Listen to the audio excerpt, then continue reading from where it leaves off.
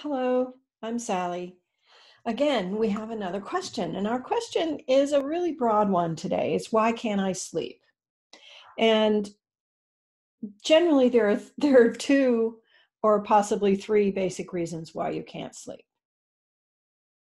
The first one is physical, the things that one is processing in the body, either food, thoughts, or beliefs. And the second one is emotional judgments, thriving, striving, pushing. That's the second reason. Those are the two basic broad categories.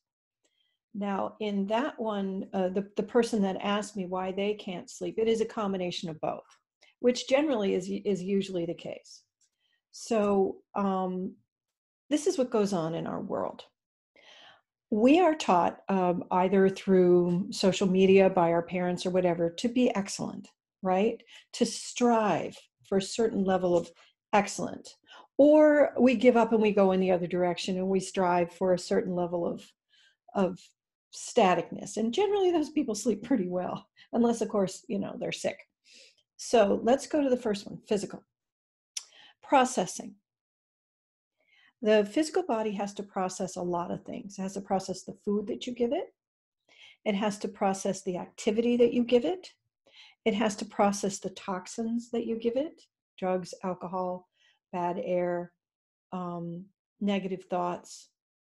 And it also has to process your drives, your pushes, your expectations. So when we sleep is when we process all that. And if we're not sleeping or we're delaying sleep, then it builds up and isn't processed. Remember, you need to go to bed because you need to keep growing. That's what my parents used to say at 7:30 when I was a little kid. You got to go to bed so you can grow tall. And it's true. Our body rests, repairs, rejuvenates during our sleep. That's what sleep is for. If we didn't need to rest, rejuvenate, and repair, nobody would ever sleep. But we need to do those things. So let's break down our physical stressors. And everybody knows this, when you eat heavily, food that is high in either sugar or fats late at night, or both, it tends to disrupt your sleep because your stomach is working at it. But that's not the only thing. Think about what you put in your body during the day.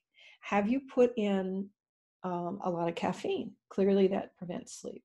Have you put in a lot of have to, shoulds, and musts? Clearly that disrupts sleep. So let's do a little self-diagnosis. If you find yourself awake at night, try to remember the very last thought before you woke up.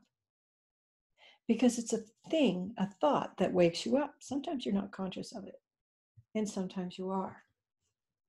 If you're waking up at the same time every single day, this is your body giving you an indicator. Frequently, the meridians that process toxins are active at night, clearly, because that's when you are processing your toxins.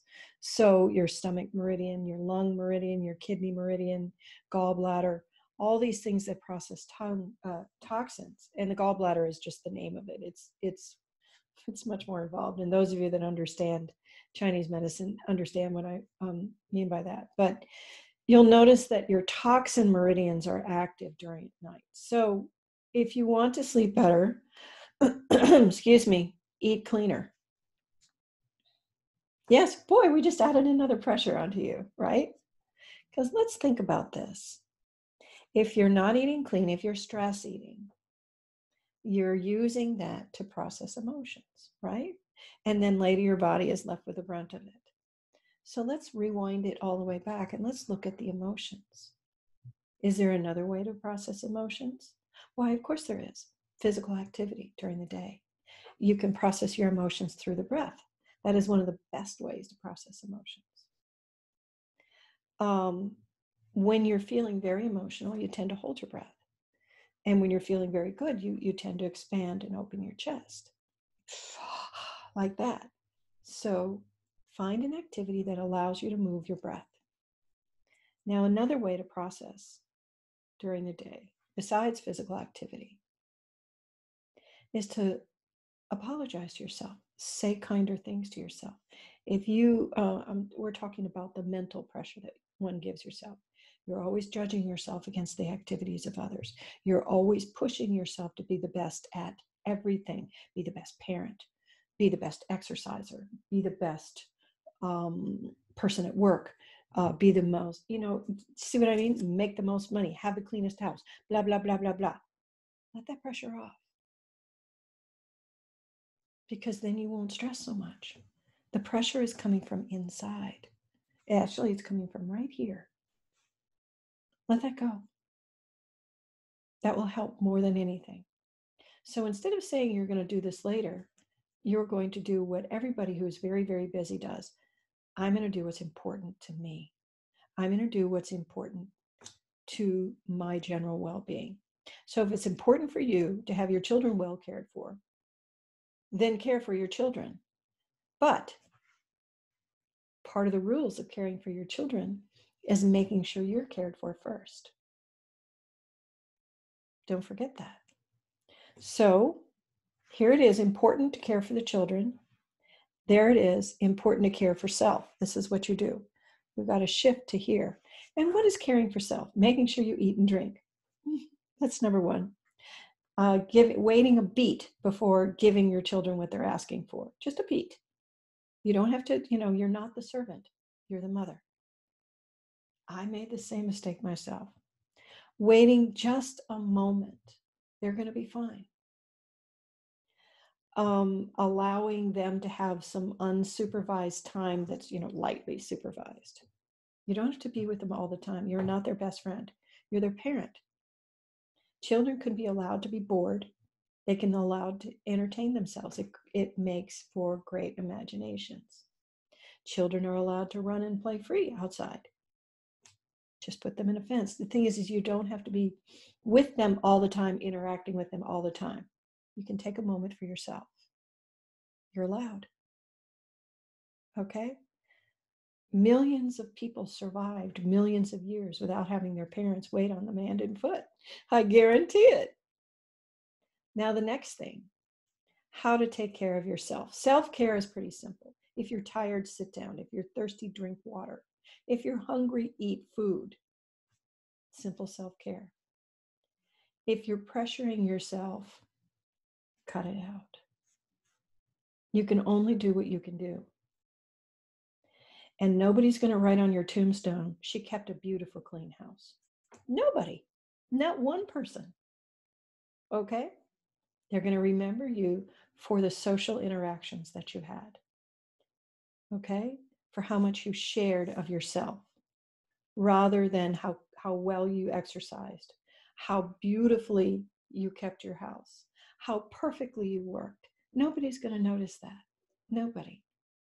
They're only going to notice how much you shared of yourself with your love and your connections. One of the basic needs of human care is to have connection. Humans need food, shelter, water, activity, but they also need connection. They need acts of service. And so an act of service would be sitting down and having a cup of coffee with a friend. That's an act of service. Reaching for your phone and checking in on a family member. That's an act of service. Do you see what I mean? It's very, very simple. But the whole thing does not have to be taken care of here. And what do we mean by that? If all your motivations are based on shoulds, have tos, and must, then it is not a true place of your heart. And then it becomes a pressure. If your motivations are based on want to and enjoy, then you become in flow. So let me say that again. If all your motivations are based on I must, have to, or should. Now we're setting aside learning a new habit for health. This is just everyday activity. Must, have to, and should. then you are working through pressure and force, and you are creating resistance, and you are creating tension and pressure in your body. But if you say, wow, I really want to have coffee with my friend, or wow, I really want to check on, have it come from your heart, have it come from want to. So your goal for the new year, if you want to sleep, is release the shoulds and have tos unless they're dire. I should pay my taxes, that kind of a thing. You may not want to, but you really should. Unless it's dire, release your shoulds and have tos and your musts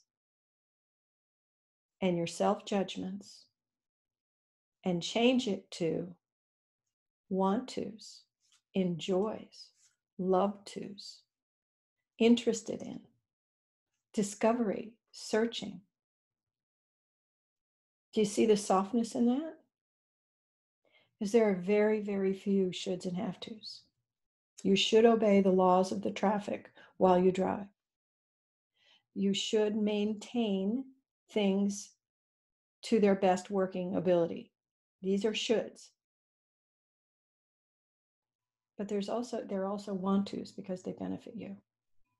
You see what I mean? So you can shift everything out of pressure and into flow. And then you'll sleep better.